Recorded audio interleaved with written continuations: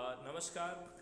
आज crime free Bharat mission की दूसरी बैठक से हम जुड़ रहे हैं और हमारे साथ जो है मिस्टर साई क्राइम जी जुड़े हुए हैं और 10 और पार्टिसिपेंट्स को मैं देख पा रहा हूं जो कि बैकग्राउंड में जुड़े हुए हैं। मैं उनसे अनुरोध करता हूं कि ये बड़ी शॉर्ट मीटिंग होगी, 10 मिनट की मीटिंग होगी और वो भी जो है अपने उसके थ्रू ज्वाइन कर लें, जिससे कि हम लोग एक दूसरे को चेहरे से भी पहचानेंगे और हम लोग बातचीत भी कर पाएंगे।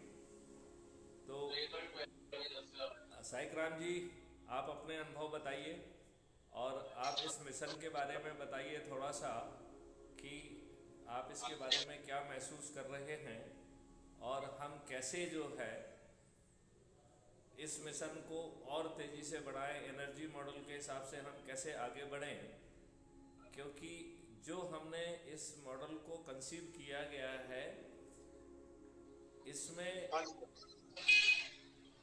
एक अच्छी बात यह है कि हमारे तरफ से कुछ खर्च नहीं हो रहा है, हम कोई रिस्क नहीं ले रहे हैं, कोई नेगेटिविटी कार्रवाई नहीं कर रहे हैं। तो कहते हैं कि हर लगे ना, क्या कहते हैं, हर लगे ना फिटकरी और रंग चोखा आए। हाँ, तो ये कुछ कुछ वैसा ही है। तो अब मैं आपसे आप काफ़ी एक्टिव हैं, अभी आपका जो है वो उसमें भी आपका नाम था, मैं विनर की उसमें भी आपका नाम देख रहा था और आप काफ़ी एनर्जी से भिड़े हुए हैं। हमारे कई साथी बहुत एनर्जी से भिड़े हुए हैं। मैं उन सभी साथियों का आह्वान करना चाहता हूं कि ये बहुत ही पारदर्शी मॉडल है। इस मॉडल में इतनी शक्ति है कि ये जमीन पर खुद उतरने की ताकत रखता है। इसमें केवल एक जो है गणित का एक सिर्फ कॉन्सेप्ट का ध्यान रखना है कि हमें अपने प्रभाव क्षेत्र के 9 दिनों में ऑन एन एवरेज 50 लोगों को जोड़ना है, जो कि बहुत छोटा सा आंकड़ा है।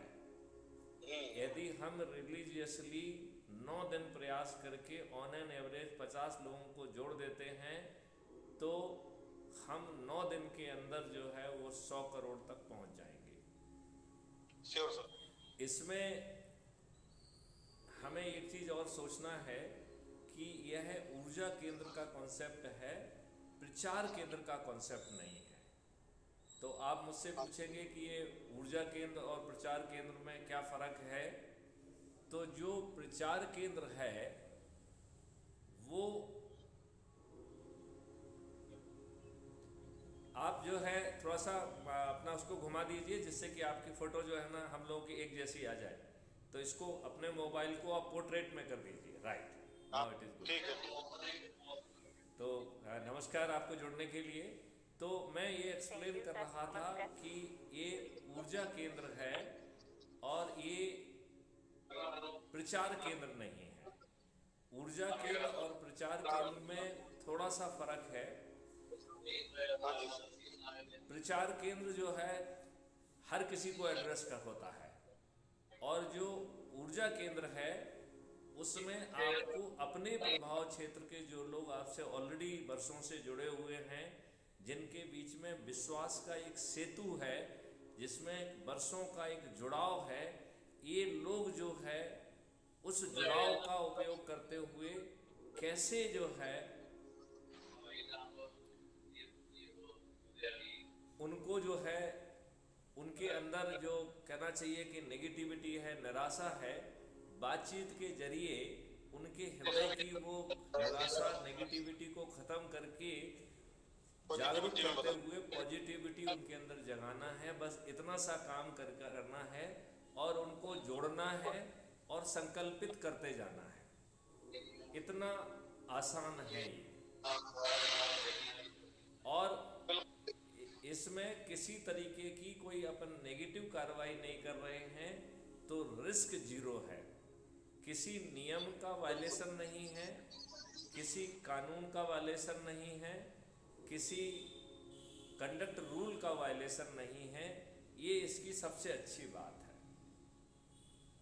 नहीं बिल्कुल ठीक है सर, ये तो मिशन है, अभी कोई पॉलिटिकल पार्टी तो नहीं है जो कंडक्टर लगेगा, इसलिए ये तो कोई भी आदमी जुड़ सकता है। बिल्कुल सही बात है, लेकिन इस मिशन को मैं थोड़ा सा, एक अलग चीज है, वो ये कह रहा है कि यदि इस मिशन को, जन भावना को समझते हुए, यदि राजनेता इस मिशन के काम को जमीन पर उतारने के लिए पार्लियामेंट में नियम या कानून नहीं बनाते हैं, तो मिशन उनकी भर्त्सना करेगा, मिशन उनको जो है ना विवश करने की कोशिश करेगा।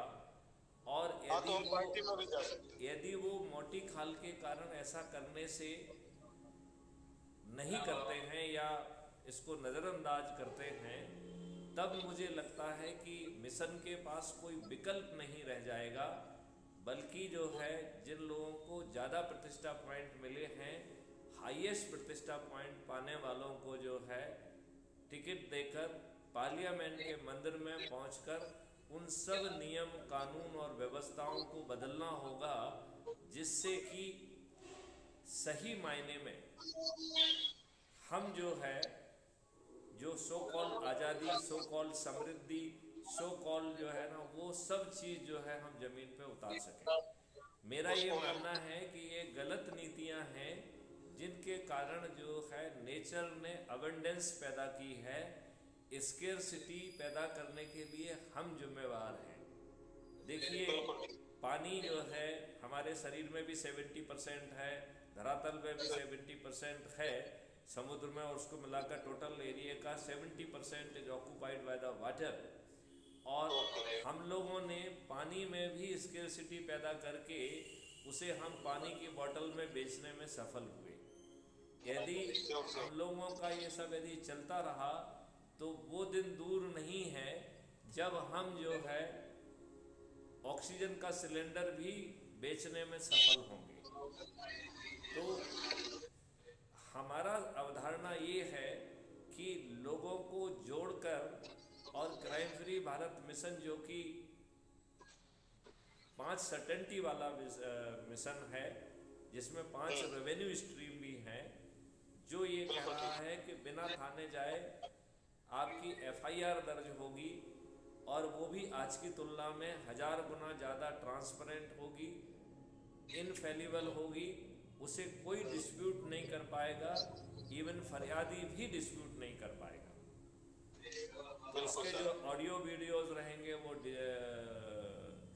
डेट टाइम लोकेशन के साथ स्टैम्प होंगे, हैश वैल्यू से लॉक होंगे, उसमें लैंग्वेज इंटरप्रेटर होगा, उसमें लीगल इंटरप्रेटर होगा, उसमें जो ऐप लेके जाके FIR दर्ज कराने में मदद करेगा, he will also be witness to the FIR, hence the FIR would be almost infallible। Bharat में एक प्रॉब्लम ये भी है कि हम जब किसी को कोई सुविधा देते हैं तो उसका दुरुपयोग करने की उसकी बड़ी इच्छा होती है, लिहाजा वो दुरुपयोग ना कर पाए, ये भी बहुत आवश्यक है। तो उसी सर्टेनिटी के साथ यदि कोई फर्जी गलत FIR, फैब्रिकेटेड FIR करता है, तो उसको भी प्रोसिक्यूट करने की व्यवस्था होने का जो है प्रावधान इसमें है। दूसरा इसमें प्रावधान है कि क्राइम फ्री भारत का टेक्नोलॉजिकल सपोर्ट मॉडल 15 दिन में इनफेलिबल एविडेंस के साथ चालान सुनिश्चित करे, और वो भी मोस्ट ऑर्डिनरी पुलिस ऑफिसर के माध्यम से।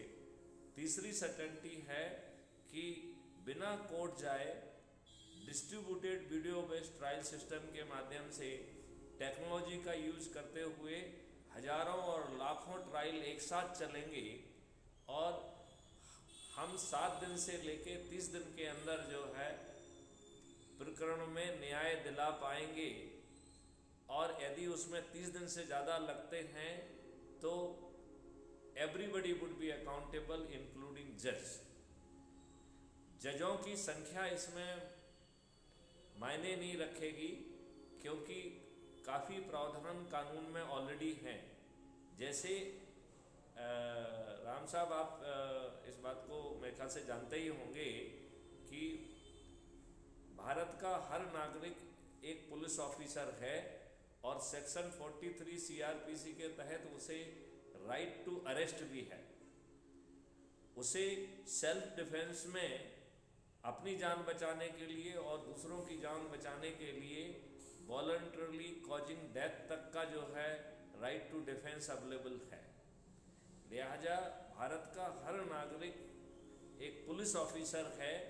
अब हमें भारत के हर नागरिक को डिपेंडिंग अपॉन उसकी एक्सपर्टाइज के साथ थोड़ी सी ट्रेनिंग देके हमें अधिकांश लोगों को जज भी बनाना होगा, जिससे कि हम साइमल्टेनियसली लाखों ट्रायल एक साथ कंप्लीट करके आज जैसे जो है 4 करोड़ केसेस पेंडिंग नहीं रहेंगे, तो डिस्ट्रीब्यूटेड वीडियो बेस्ड ट्रायल के माध्यम से 7 दिन से लेके 30 दिन के अंदर न्याय सुनिश्चित किया जाएगा। वो भी आज के जो है प्रक्रिया की तुलना में 100 गुना ज़्यादा ट्रांसपेरेंट होगा और उसमें किसी भी तरीके की मक्कारी बदमाशी करने का जो ना स्कोप नहीं रहेगा। जो डॉक्यूमेंट वगैरह सबमिट हो रहे हैं, सिस्टम का जो है इंटरनल सिस्टम जो है ये भी वेरीफाई कर पाएगा कि वो जेन्युइन डॉक्यूमेंट है कि नहीं है। वो ये भी देख पाएगा कि जो चीज़ आंखों में दिख रही है यदि उसमें कुछ फेरबदल की गई है तो असली चीज़ क्या लिखी गई थी वो भी वो बाहर निकाल पाएगा। और चूंकि ये सब अपराध हैं, लिहाजा उनके संज्ञान लेने के लिए वो एफआईआर भी कर पाएगा और सर्टेनिटी से ऐसे लोगों को भी प्रोसिक्यूट कर पाएगा। इसका मतलब है कि जो न्याय व्यवस्था है वो बदल जाएगी। इसकी जो तीसरी सर्टेनिटी है वो सर्टेनिटी है अबाउट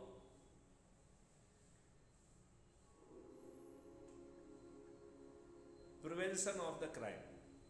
मतलब डिजिटल चित्रगुप्त के पास इतनी इंफॉर्मेशन होगी along with the right to privacy, वो आपको गारंटी करेगा कि वो अधिकांश केसेस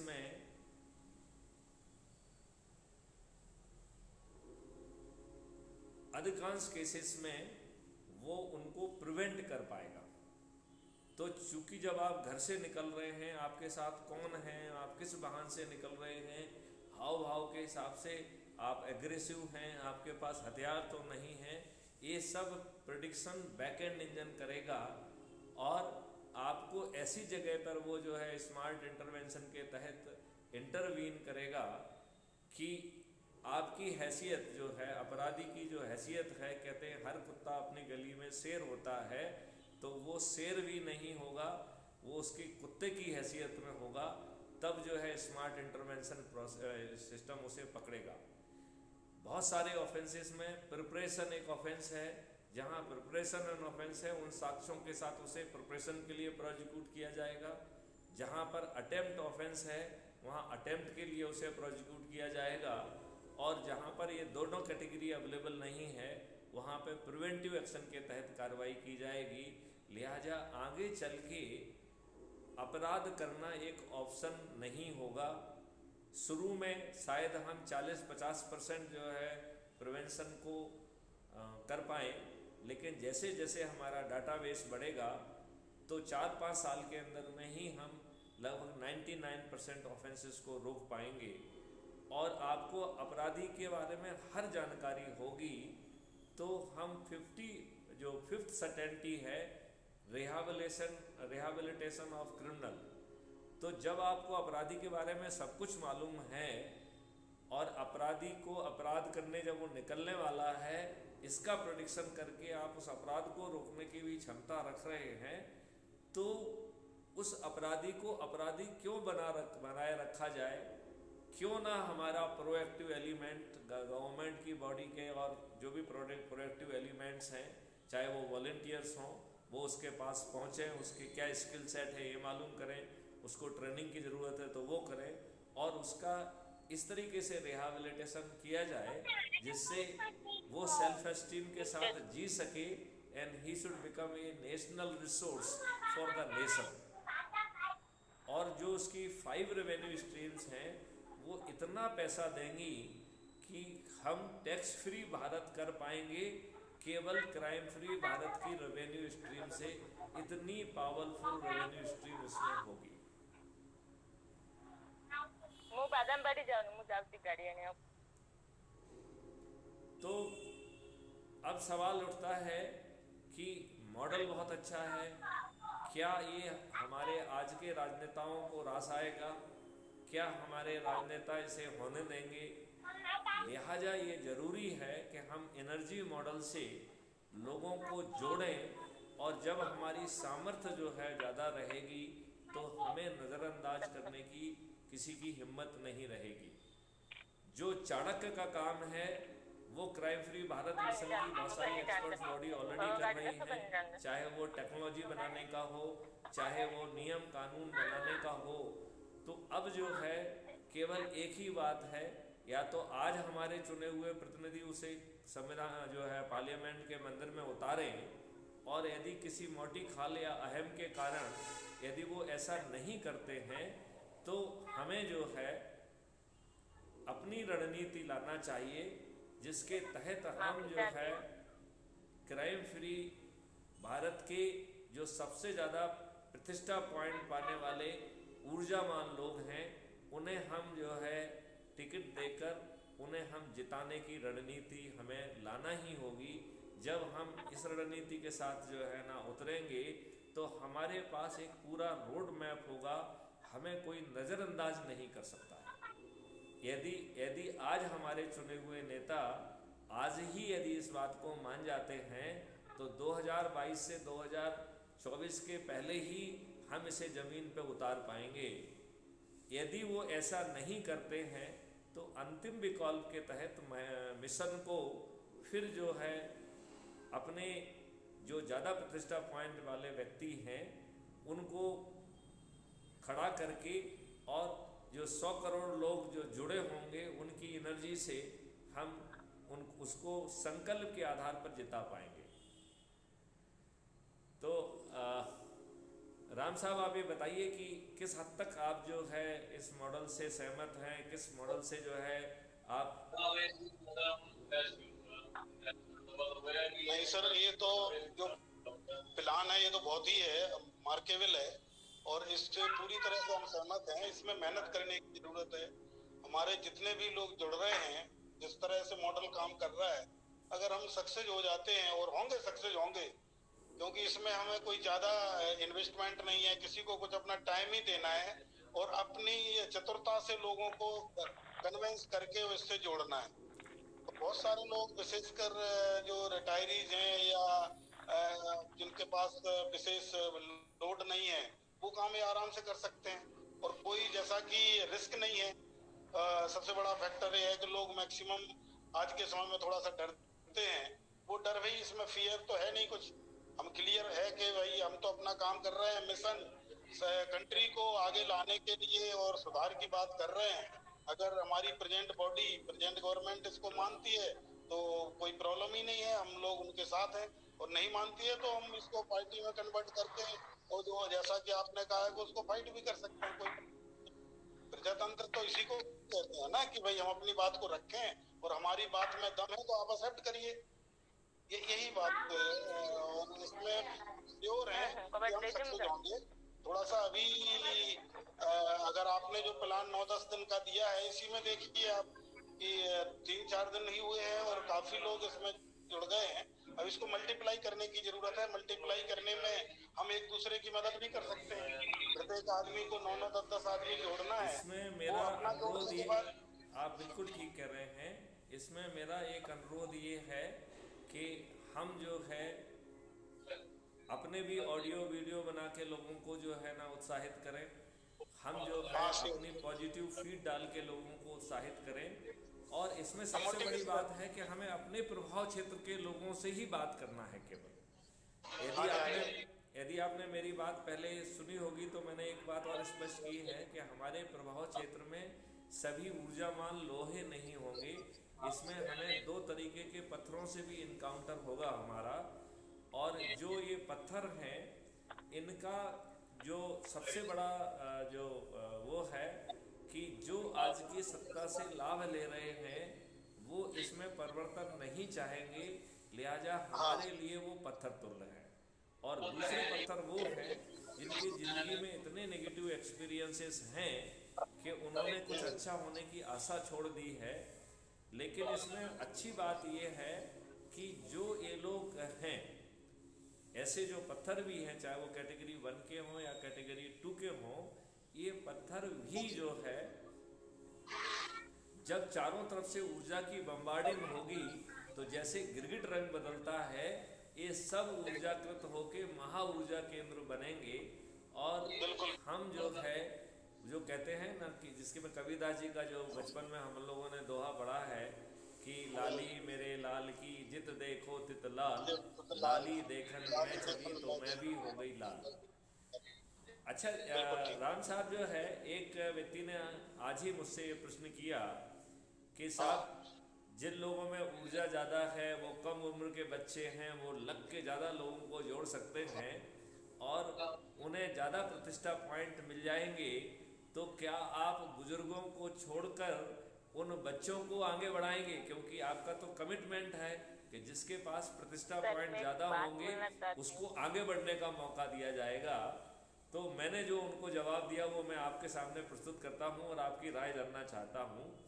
मैंने कहा कि इस पूरी व्यवस्था में जो चाणक्य और चाणक्य की रणनीति का काम है, वो क्राइम फ्री भारत मिशन के मैं मैथिली शरण गुप्त और उसके बैकएंड पे जो बड़ी टीम काम कर रही है, वो उस चाणक्य की भूमिका निभा रही है। तो चाहे 18 साल का बच्चा क्यों ना हो, यदि वो ऊर्जा के साथ भरा हुआ है तो वो क्वालिफाई कर रहा है अपने आप को चंद्रगुप्त के रूप में। हम उस 18 साल के बच्चे को मुख्यमंत्री बनाएंगे। क्यों? क्योंकि उसने अपनी ऊर्जा का उपयोग करके इतने सारे लोगों को जोड़ा है, मोटिवेट किया है, तो उसमें वो ऊर्जा है जिसके कारण वो देश को आगे ले जा सकेगा। अब रही बात सोच और रणनीति के लिए, तो उसके लिए हम लोग हैं ना, हम लोगों ने जो ढेर सारे मॉडल्स और ढेर सारा उसका जो टेक्नोलॉजी, ढेर सारी चीज जो अपन ने की हुई है, वो बैकएंड से हम करेंगे। वो 18 साल का बच्चा प्रदेश का मुख्यमंत्री भी बन सकता है। और हम जैसे बड़ी उम्र के लोग यदि अपनी एनर्जी का उपयोग करके यदि हम प्रतिष्ठा पॉइंट हासिल नहीं करते हैं तो हम इस दौड़ में पिछड़ेंगे। और इसलिए मैं हर बार जो है, हर दिन एक अपील करता हूँ कि कृपया जो है प्रतिष्ठा पॉइंट पर ध्यान दें, क्योंकि आगे वाले जितनी भी जिम्मेवारियां हैं वो इसी प्रतिष्ठा पॉइंट पर मिलेंगी। तो ब्लॉक का प्रभारी हो, जिले का प्रभारी हो, राज्य का प्रभारी हो, देश का प्रभारी हो, एमएलए का टिकट हो, एमपी का टिकट हो। क्योंकि मेरा ये मानना है कि वर्तमान राजनेता अपने गुरूर से बाहर आकर ये सब काम तो नहीं करेंगे। तो हमने 17 चीज़ों की लिस्ट जो है ना ऑलरेडी बनाई हुई है, जिस पे ढेर सारा काम हुआ है।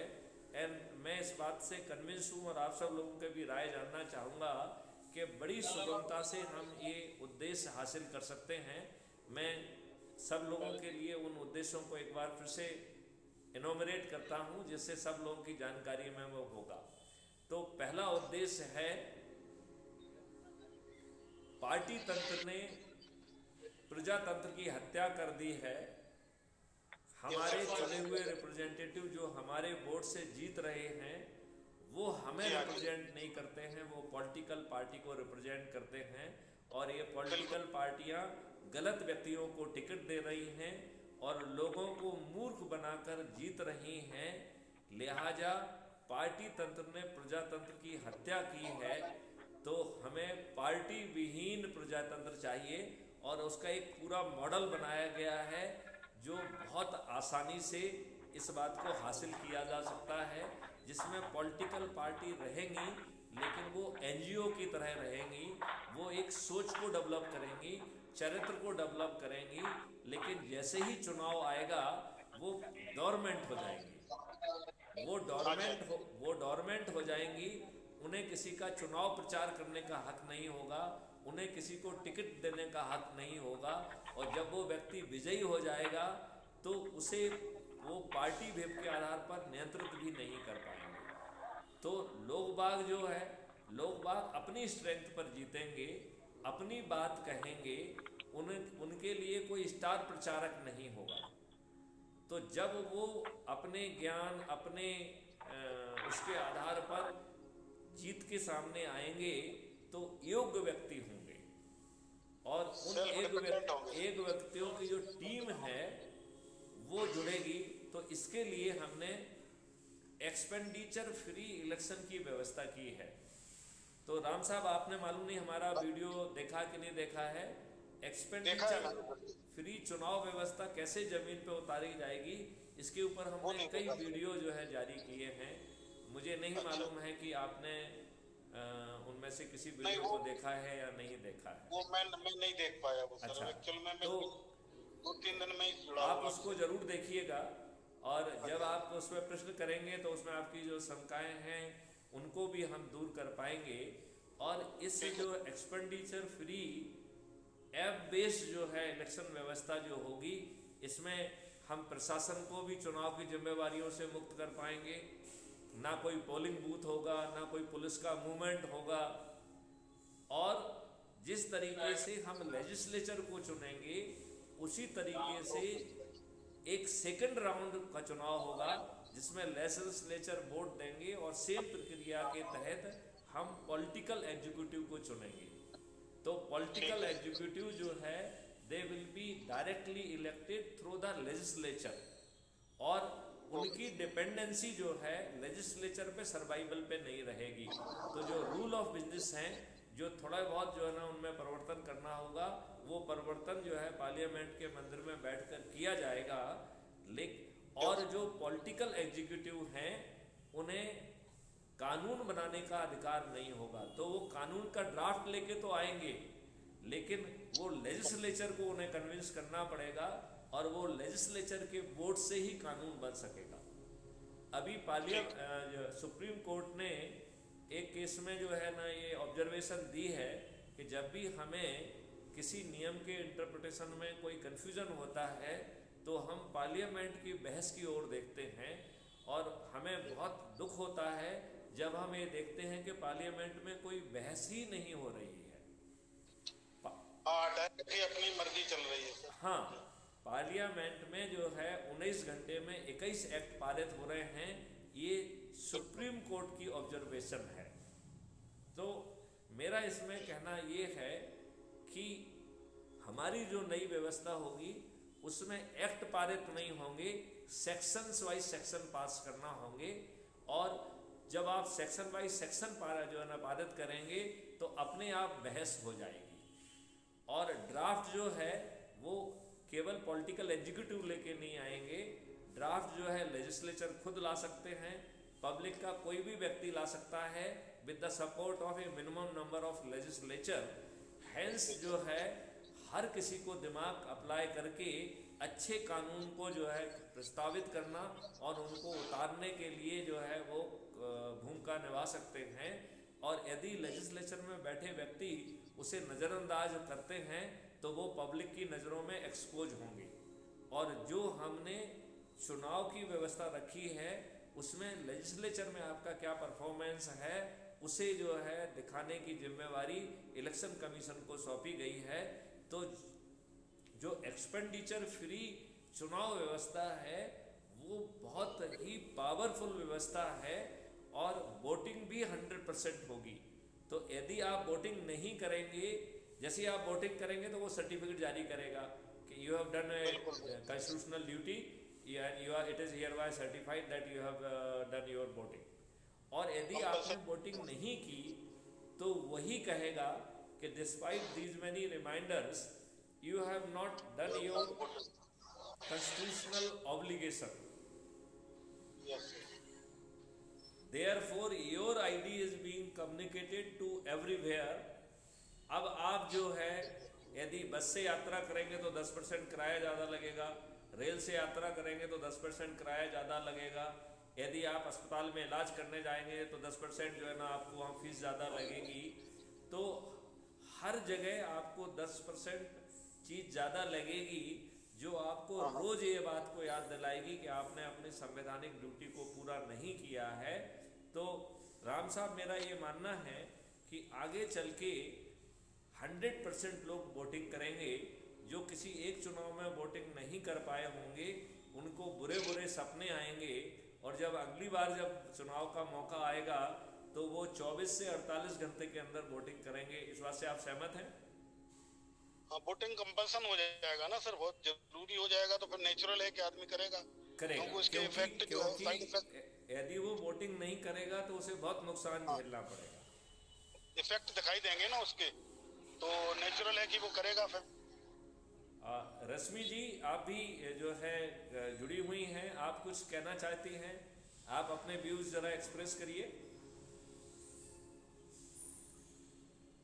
रश्मि जी, कल बैठेंगे फिर बताएंगे। आपने अभी तक पूरी बात सुनी हुई है, आप इस बारे में अपनी कुछ राय देना चाहेंगी? आपका माइक्रोफोन ऑफ है, इसलिए आपकी आवाज नहीं आ रही है। आप माइक्रोफोन को ऑन कर लें। इसको अनम्यूट ऑन करिए पहले। हाँ, माइक्रोफोन को आप। Sorry sir. हाँ, नहीं, इसीलिए मैं ऑफ कर लिया था कि रास्ता में जा रही हूँ, तो इसीलिए। ओके, इसीलिए आप ये बताइए कि अभी आपने जो चर्चा सुनी है उसमें आप कुछ बात कहना चाहते हैं? राम साहब ने बहुत अच्छे उपयोगी सुझाव दिए हैं। आप एक शक्ति को रिप्रेजेंट करती हैं, और इस शक्ति को जो है शक्ति के रूप में स्थापित करने की इस देश को बहुत आवश्यकता भी है। तो आप कैसा महसूस कर रही हैं? आप कहाँ तक सहमत महसूस हो रही हैं? आप क्या कुछ सुझाव देना चाहेंगी? नहीं, ये तो मिशन सही है सर। आपने जो मिशन रखा है, मिशन सही है क्राइम को रोकने के लिए, तो ये ही मुझे लगता है सही ठीक रहेगा। जो हमारा इस देश में जो क्राइम होते हैं ना, वो क्राइम थोड़ा कम हो जाएगा। जैसे कि हम लोग जाते हैं काम पर, गाड़ी में जाती हूँ तो मोबाइल साथ में रहता है हमारी, और कोई नहीं है हमारे पास हथियार कि कोई भी कुछ भी नहीं लेके जाती हूँ। चलो, लेडीज लोग की ज्यादा ही परवाही होते हैं ना, कि अकेले जाते हैं, रात 10 बजे निकलते हैं, ट्यूशन क्लास खत्म करके जब आते हो हम लोग, तो हमको भी डर लगता है अकेले आने में। तो ये जो क्राइम फ्री भारत हुआ है ना सर, आपने जो आप बनाया वो एकदम बढ़िया है, एकदम सर।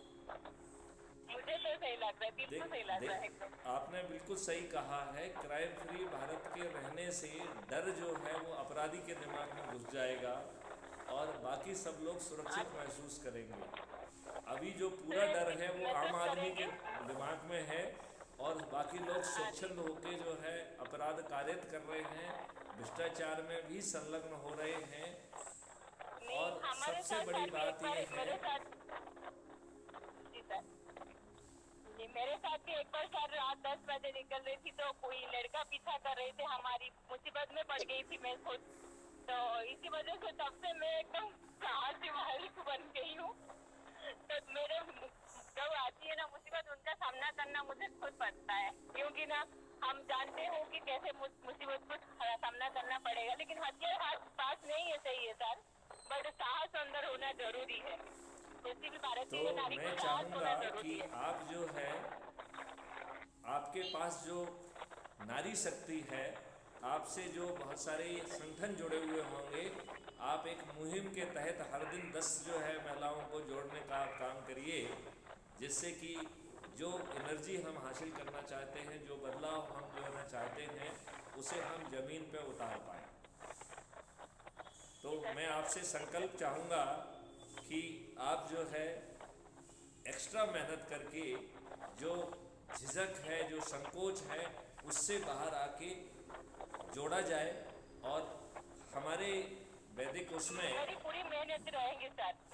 नारी एक शक्ति है, तो हम चाहेंगे कि आप जो है एक शक्ति को रिप्रेजेंट करें, एक दुर्गा को रिप्रेजेंट करें, और आपकी शक्ति से जो है हम बदमाशों को पराजित कर पाएँ और एक अच्छी व्यवस्था को स्थापित कर पाएँ।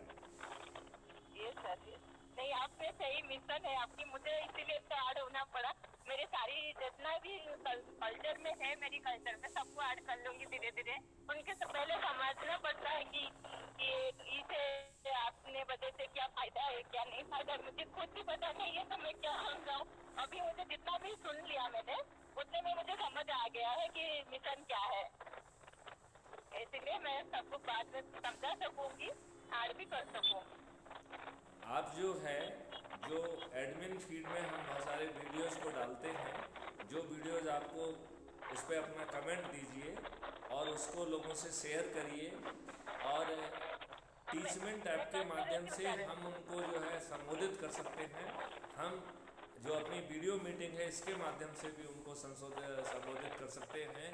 मैं देख पा रहा हूँ कि 15 पार्टिसिपेंट और जुड़े हुए हैं, लेकिन वो वीडियो कॉन्फ्रेंसिंग का हिस्सा नहीं है। अब जो है हम इस मीटिंग को समाप्त करने की ओर हैं, तो इन 15 पार्टिसिपेंट में से एक बात पूछना चाहती हूँ जी। तो सर आपसे पर्सनली बात करना चाहती हूँ कि जैसे कि YouTube में कैसे आपको वीडियो शेयर करना पड़ता है। मुझे YouTube चैनल नहीं है सर, मुझे चलाना नहीं आता है, बट इसी वजह से मैं सर जानकारी चाहूँगी तो सारे वीडियो पोस्ट कर पाऊँगी YouTube में। नहीं, कोई बात नहीं है। आप जो काम आसानी से कर सकते हैं आप उसी तरीके से करिए। और आपको जो है ना किन्हीं नए लोगों को नहीं जोड़ना है, जो आपके प्रभाव क्षेत्र में लोग हैं केवल उनको जोड़ना है, और वो भी केवल 9 दिन के लिए जोड़ना है। 9 दिन यदि हम प्रयास करके जोड़ लेंगे तो 9 दिन में ही हम 100 करोड़ तक पहुंच जाएंगे, बशर्ते हम संकल्प के साथ लोगों को जोड़ें। तो राम साहब, मैं तो पूरा प्रयास करूँगी अभी। आप अपने व्यूज़ दें। अभी तो और कोई रिक्वेस्ट आई नहीं है। 15 पार्टिसिपेंट मेरे ख्याल से वो सुनने में ज़्यादा रुचि रख रहे हैं। इनमें से कोई जो है आगे बढ़ के अभी कॉन्फ्रेंस में सम्मिलित नहीं हुआ है, बट अच्छी बात है कि कम से कम वो लाइव चर्चा को सुन रहे हैं। बहुत बढ़िया है सर, वो सुन रहे हैं, वही आगे उनको नॉलेज देंगे तो आगे लोगों को कन्विंस करेंगे, वो एक इम्पोर्टेंट चीज़ है। बाकी आपके वीडियो जितने भी आ रहे हैं वो काफ़ी बेनिफिशियल हैं, उनको लोगों को आप फॉरवर्ड करके उनके बीच कमेंट करके आप लोगों को जोड़ सकते हैं। एक तो वो हमारे पास मटेरियल हो गया, दूसरा हम जब डायरेक्ट बात करते हैं, लोगों से बात करते हैं, तो जो फियर डेवलप है ना दिमाग में, तो आज की ये बहुत जरूरी चीज़ है। मिशन इस टाइप का लोग इंतजार कर रहे थे, कोई ऐसा मिशन हो जो कम से कम safety is important point sir, और इसमें पब्लिक वास्तव में परेशान है। और ये आपने जो शुरुआत की है, बाकी और तो आगे बहुत लंबा कार्यक्रम है, ये लॉन्ग टर्म प्रोसेस है, लेकिन जो मेन पहले आपने जो अपने डिपार्टमेंट से लिंक ही किया है, और सेफ्टी बाई पुलिस और कंपनी वो कानून, मेन तो कानून और पुलिस का भय रहता था लोगों को, इसमें उनको सक्सेस नहीं मिलता। लोग जैसे कहते हैं ना, वो डंडे की पॉलिसी चलती है, इसमें अगर लोगों को सपोर्ट मिलेगा और ये सब चलेगा तो ये बहुत ही सक्सेस मिशन है सर। तो ये इसमें कोई क्वारी तो टाइम टू टाइम आती रहेगी। जैसे आपने पूछा कि अभी लोगों ने सीनियर जूनियर की बात चल रही है, यंगस्टर आएगा तो ओल्ड मैन कहाँ जाएगा, तो इतने बड़े प्रोसेस में सबके जगह होती है। ये कम्युनिटी है, इस कम्युनिटी में तो हर टाइप के लोग मिलते हैं, उनकी अपनी कैपेसिटी के मुताबिक जो जहाँ होगा उनको काम दिया जा सकता है। काम करने वाले चाहिए, जगह की कहीं कमी नहीं है, हर आदमी एडजस्ट हो जाता है जो जिस लायक होता है, जिस फील्ड में जिसकी मास्टरी है, जो आदमी जितनी एनर्जिक है, जिस फील्ड में उसको नॉलेज है, उसको उससे वो काम लिया जाएगा और उसको मौका दिया जाएगा काम करने का।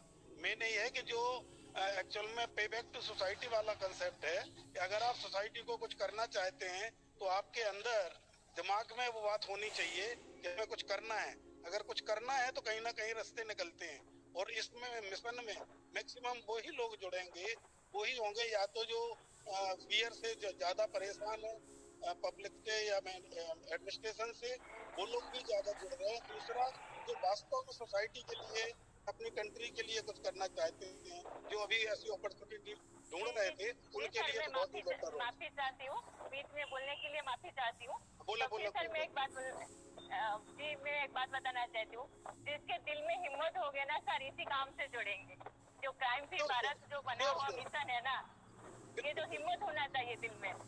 तो छोटे जूनियर होगी, सीनियर आजकल की ना, मतलब ओल्ड मैन भी सब कुछ कर सकता है, छोटे बच्चे भी कर सकते हैं, 5 साल के लेफ्ट से कर सकते हैं, लेकिन दिल में दिमाग होना चाहिए और दिल में साथ होना चाहिए, दिल में तमन्ना होनी चाहिए ना कि हमें कुछ करना है, जज्बा होना चाहिए कि हाँ मैं कर सकता हूँ, बस एक चीज है, मैं कुछ भी कर सकता हूँ। तो इसी दिमाग में बैठा लिया ना, वो कर सकेंगे पहले।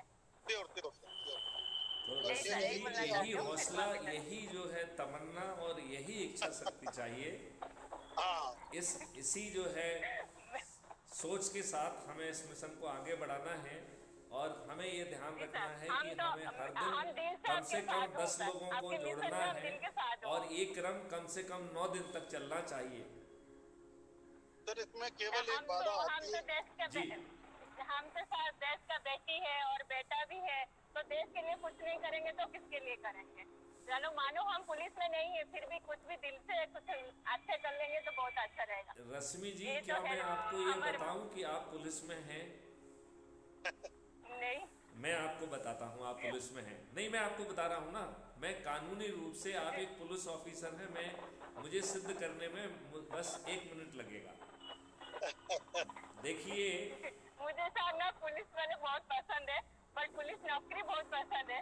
और लेकिन कभी मैंने बचपन से बहुत सपना था, लेकिन पापा के पैसे नहीं थे पढ़ाने के लिए, इस वजह से रश्मि नहीं जी, बन मैं आपको ये समझा रहा हूँ कि आज भी आप सिविल ड्रेस में पुलिस अधिकारी है। बस केवल इतनी बात मैं आपको समझाना चाहता हूँ। भारतवर्ष में 137 करोड़ जो है पुलिस ऑफिसर है, ये बात जो है जनता से छिपा के रखी गई है। मैं केवल 2-3 सेक्शन का जो है ना हवाला दूंगा। एक सेक्शन है 39 CRPC, जो ये कह रहा है कि यदि आपको कहीं से भी कानून जो है किसी संज्ञेय अपराध की जानकारी मिलती है तो कानूनी रूप से पुलिस को बताने के लिए आप बाध्य हैं, और यदि आप ऐसा नहीं करते हैं तो आपको प्रोसिक्यूट किया जा सकता है। और इसमें you have to prove that you are innocent. तो जो ज्यूरिस्प्रूडेंस का जो नियम है वो सेक्शन 39 के लिए बदल दिया गया है। 39 में पुलिस ये सिद्ध नहीं करेगी कि आपने अपराध किया है, आपको ये सिद्ध करना है कि आप इनोसेंट हैं, आपके पास उचित कारण है जिससे आपने पुलिस तक ये खबर नहीं पहुंचाई है, नंबर 1। दूसरी बात, हम आपका ध्यान सेक्शन 43 CRPC की तरफ ले जाना चाहेंगे, जो हर प्राइवेट व्यक्ति को गिरफ्तारी का अधिकार देता है। तो यदि आपकी आंखों के सामने कोई संज्ञेय नॉन अवेलेबल ऑफेंस हुआ है तो आप पुलिस के रहते हुए भी उसे गिरफ्तार कर सकती हैं।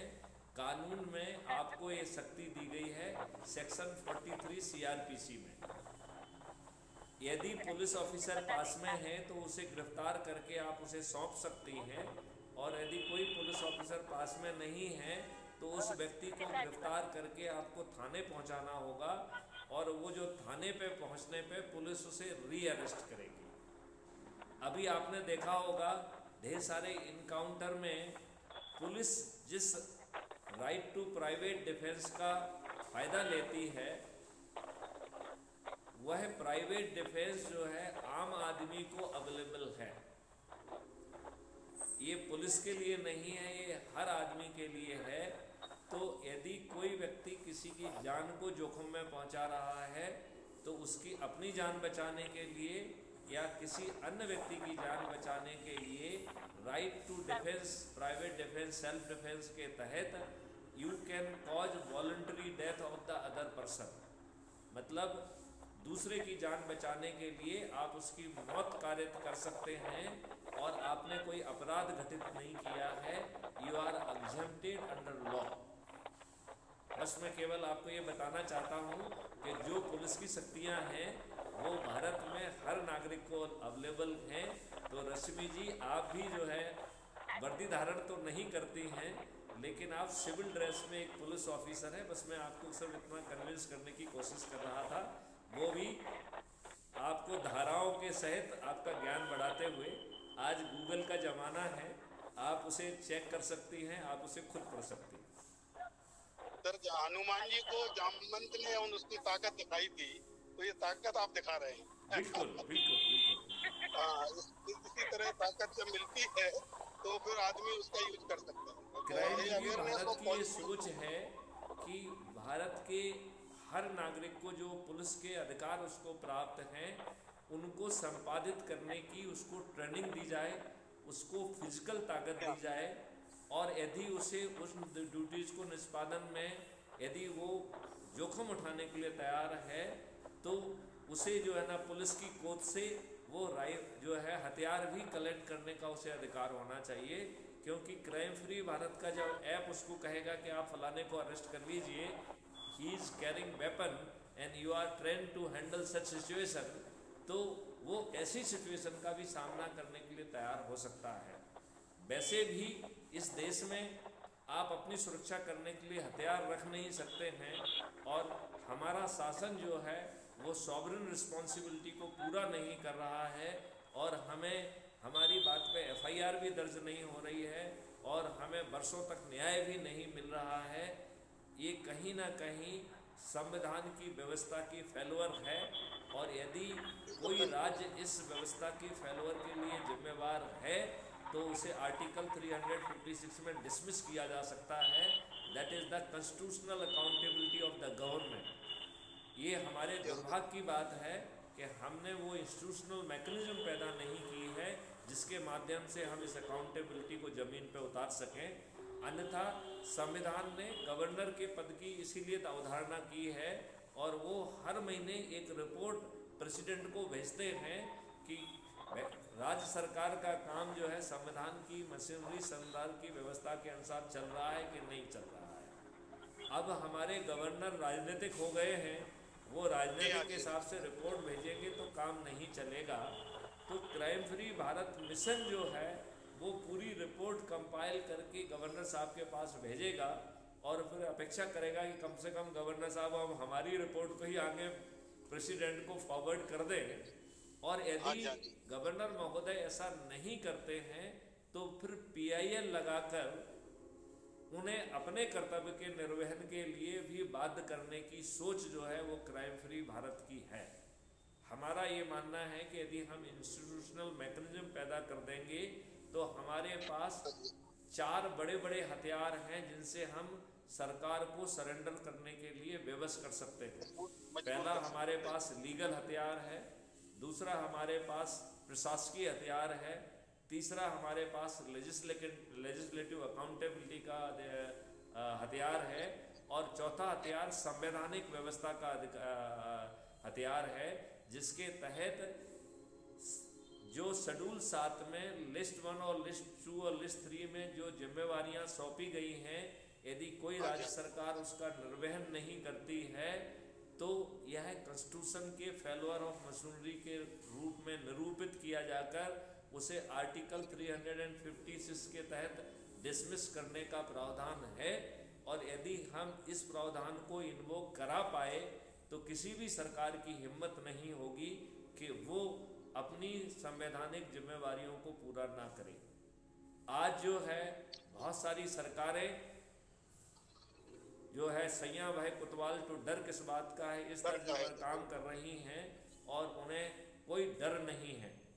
आप ये देखिए वेस्ट बंगाल में कितनी हत्याएं हुई हैं, कितना क्या हुआ है, महिलाओं के साथ रेप हुआ है, और वहाँ की संवैधानिक मशीनरी जो है उसका संज्ञान नहीं ले रही है।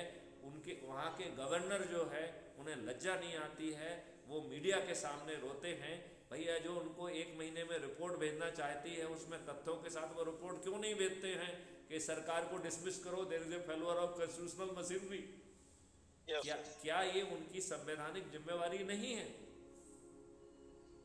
Sir proper implementation of constitution नहीं है ना, जब पॉलिसी का नहीं होगा तो प्रॉब्लम हो रही है।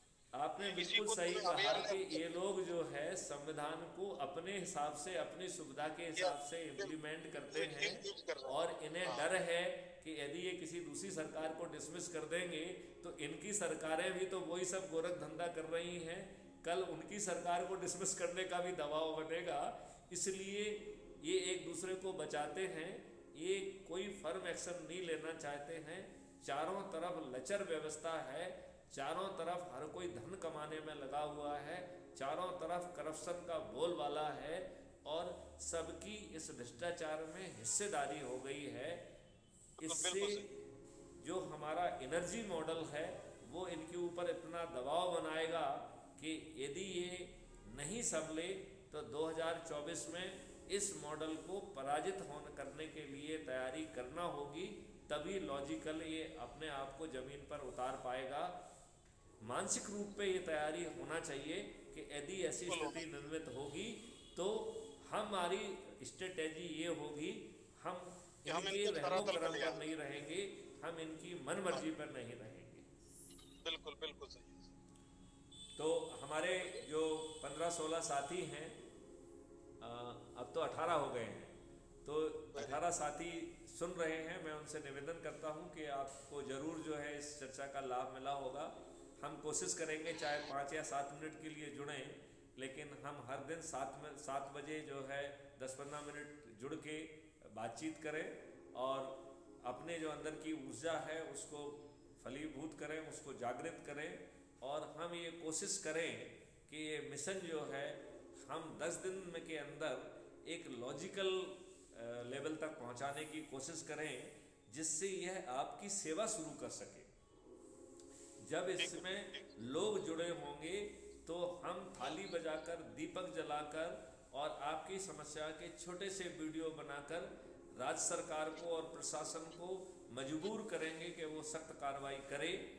यदि वो सख्त कार्रवाई नहीं करती है तो उसे पराजित होने के लिए तैयार रहना होगा। ये हमारी रणनीति है। तो राम साहब, आप कहाँ तक हमारी रणनीति से सहमत हैं?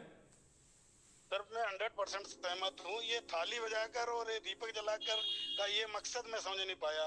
ये केवल इंडिकेशन, सिंबॉलिक है कि हम लोगों को बताएं कि भाई हम इसलिए रोष प्रकट करने का एक तरीका है या एनर्जी शो करने का तरीका है? ये संगठन शो करने का तरीका है, ये एनर्जी शो करने का तरीका है, ये शक्ति प्रदर्शन का तरीका है और सात्विक ढंग से वो शक्ति प्रदर्शन का तरीका है, जिसमें हम अपने घर की दहलीज के बाहर नहीं निकल रहे हैं। हम घर के चाहे दरवाजे पे खड़े होकर, चाहे छत के ऊपर खड़े होकर, छज्जे के ऊपर खड़े होकर थाली बजाकर, थाली नहीं बजा रहे हैं, ये शंखनाद है। तो हम थाली बजाकर शंखनाद कर रहे हैं, दीपक जलाकर जो है अंधकार को दूर कर रहे हैं, ज्ञान का प्रकाश जगा रहे हैं और छोटे छोटे वीडियो के माध्यम से जो समस्या है वो हम अपने चुने हुए नेताओं के ध्यान में ला रहे हैं और उनसे आग्रह कर रहे हैं कि इसे आप तत्काल एड्रेस करिए।